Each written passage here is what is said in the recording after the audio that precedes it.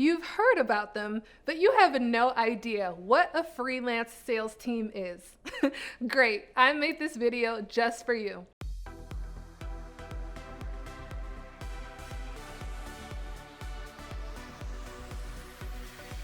If you're a business owner looking to scale your business or a manager looking for some extra help, I'm going to teach you what a freelance sales team is and help you understand the pros and cons of going that direction.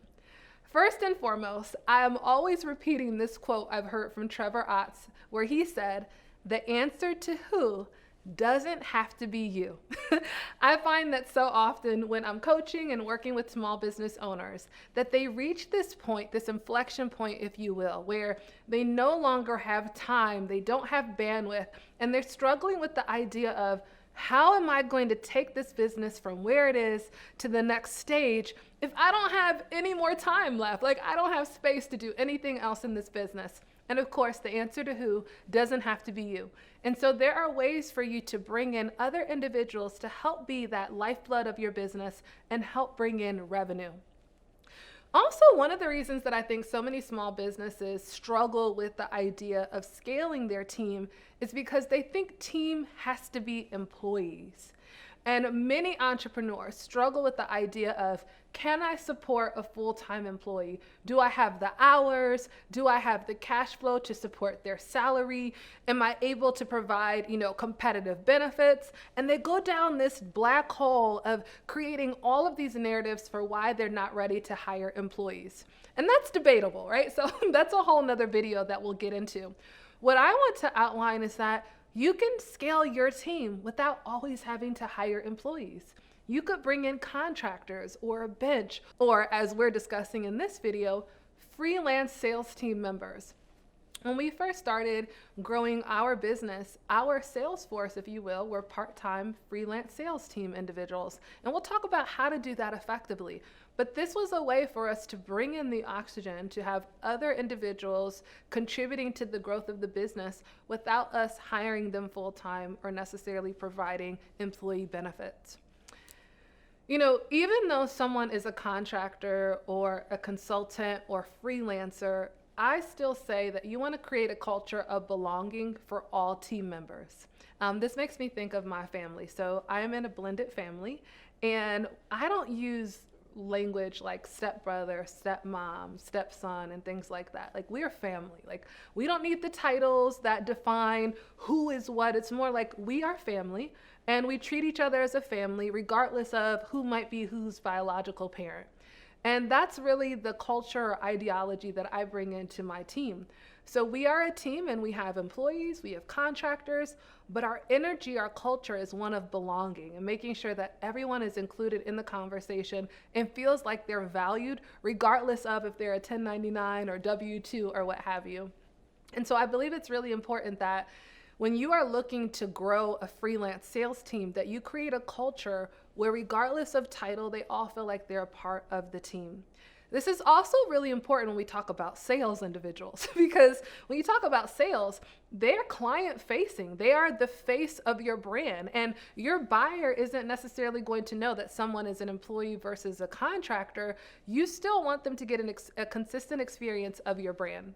So for example, with our organization, when we had a freelance sales team, we still had an onboarding experience and a training experience where those individuals really were in the weeds of our performance, our delivery. They were brought in during our events. They were invited to our weekly team meetings. Matter of fact, we had a daily huddle where as a team, we would talk about a quote and our interpretation of that quote and how we would really embody that quote or that idea in our day-to-day lives. That's a big part of our team building. And so our freelance sales team individuals were invited to that. They were involved in that culture that we were building.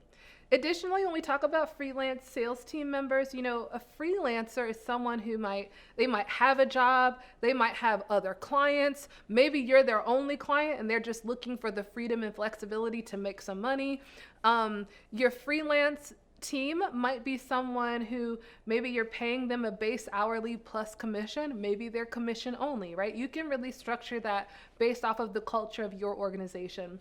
At the time, our freelance sales team individuals were commission only. So really they had the freedom and flexibility to tell us what hours they were available. Of course, we wanted to make sure we were aligned and that the hours that we really needed them, that they were able to show up. What I hope you're hearing from me is that although someone is a freelance sales team member, we are still leveraging the same processes and behaviors that we would for an employee. It's just how we're managing them and how they're compensated, and maybe a little bit more autonomy in their hours, but the process for how we attract them, bring them on, and lead them is still the same, meaning that we still have an astringent onboarding and hiring process when we're trying to find a freelance sales team member. And during that hiring process, we're really trying to find their motivators. You know, there are different reasons why individuals might choose a freelance position. Is it freedom? Is it they're looking for something that is mission driven that they can be bought into? For a lot of salespeople, like myself, we're money motivated. We're like, hey, I want to know that there's no ceiling on this thing and I can make a lot of money in a short amount of time. Is that a belief or motivator that's in alignment with your culture? So make sure that you understand what their motivations are. You also have to understand what's important to your culture and what type of individuals do you want to have. Just because you're hiring someone freelance doesn't mean you take whatever you can get, right? Keep in mind that these are the individuals who are interfacing with the marketplace, and in the eyes of your buyer, they are the embodiment of who you are as a brand. So we've had times that we've had really highly motivated sales individuals that we identified weren't a good fit for our company because the experience that they provided wasn't in alignment with the experience that we wanted the marketplace to have of our brand, right? So understand those motivators. In our final interviews, one of the questions that we always ask is somebody's love language, right? Sales is a performance sport. So you want to make sure that you understand not only what motivates them, but how they want to be praised, how they want to be honored, how they want to receive recognition, so that you can model that for them. So it's funny. I think almost everyone on our team has said words of affirmation is one of the love languages, right? So if I'm doing a great job, I want you to tell me that I'm doing a great job. I want that recognition. Or, you know, gifts or acts of service. Make sure that you understand that during the hiring process. And when you're leading a freelance sales team, make sure that you're intentional about providing that feedback.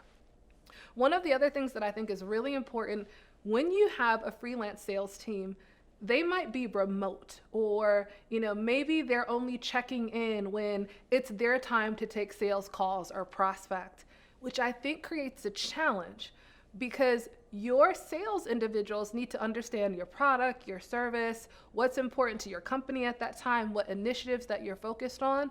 So the challenge becomes, how do we have open lines of communication? And how do I have consistent, effective communication when this person is not tapped into my company all the time?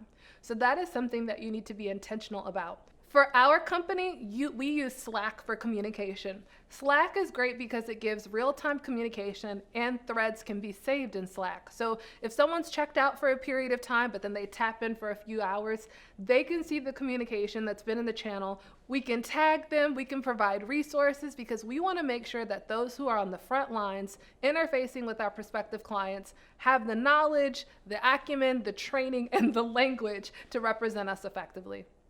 I want to hear from you. Are you leveraging freelancers for your sales team? What has been your experience? When you have freelancers for your sales team, you also want to arm them with language to use to overcome objections. And if you don't have a library of great language to overcome objections, you know we've got you covered. Click the next video where we're going to talk about how to overcome objections in your sales conversations. See you then. Bye.